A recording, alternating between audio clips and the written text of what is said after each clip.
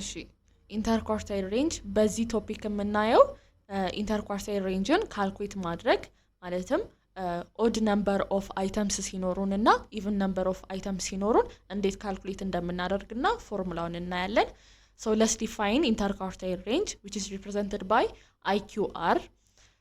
So interquartile range is a difference between the upper and the lower quartiles, that is Q3 minus Q1 or quartile 3 minus quartile 1 ማለት ነው። እሺ አሁን let's see example. So the example says consider the following two sets of data and ሁለት ዴታ ሴቶች ተሰጥተውናል A እና B። እነዚህን ዴታ ሴቶች ተጠቅመን calculate እናድርግ። The first one is data set A, which contains 20, 70,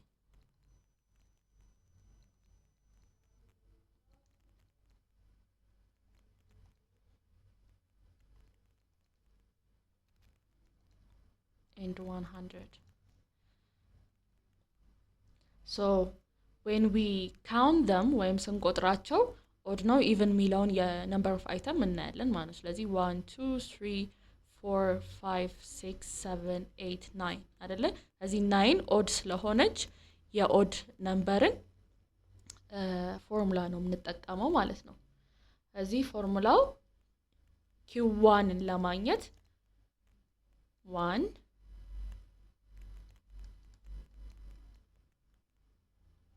over 4 ነው የምንለው ማለት ነው። ስለዚህ በዚህ መሰረት number of data items 9 ስለሆነ በእን ቦታ 9 ማስገባት ነው ማለት ነው። so 9 plus 1 over 4 ይሆናል። ስለዚህ ስንሰራው 10 over 4 which is 2.5. so this gives us the place of the item አይደለ? ስለዚህ 2.5 ዴሲማል ነምበር ስለሆነ አንተውም። ስለዚህ እዚህ ጋር ስንቆጥር 1 2 ብለን 2.5 ስለሆነ ከሁለተኛው ዴታ አይተምና ከሶስተኛው ዴታ አይተም መሐከል ነው ያለው ማለት ነው። ስለዚህ መሐከል ላይ ሲሆንብን ምንድነው የምናደርገው? አቬሬጅ ነው የምንወስደው። ስለዚህ 70 እና 70 አቬሬጅ ወይም ደግሞ 70 ሁለቱን ደምረን ለሁለት ስናካፍል 70 ነው የሚመጣው። ስለዚህ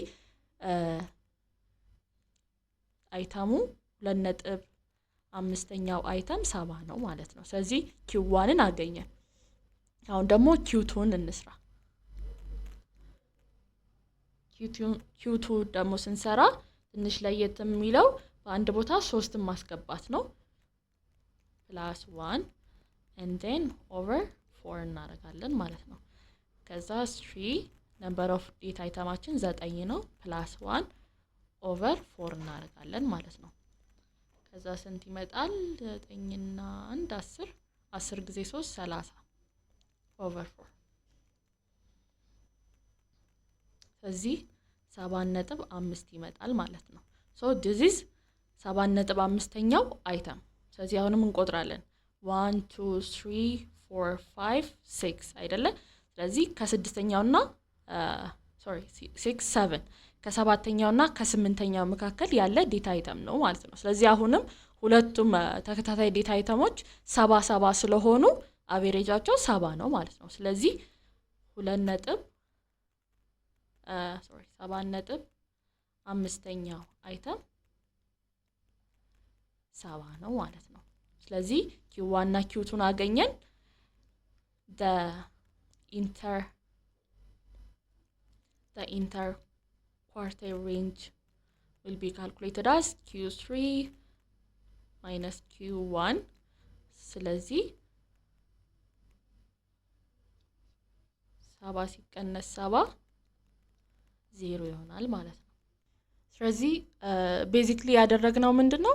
የመጀመሪያውን ኳርታይል ካልኩሌት አድርገን 70 አገኘን። ከዛ ሁለተኛውን ኳርታይል ደግሞ እንደገና 70 አገኘን። ኢንተርኳርታይል ሬንጁን ደግሞ ለማወቅ ከ70 ላይ ከQ3 ላይ Q1ን አመጣን ማለት ነው። እዚህች ጋር Q3 ናት። ከQ3 ላይ Q1 ስንቀንስ 0 መጣለን።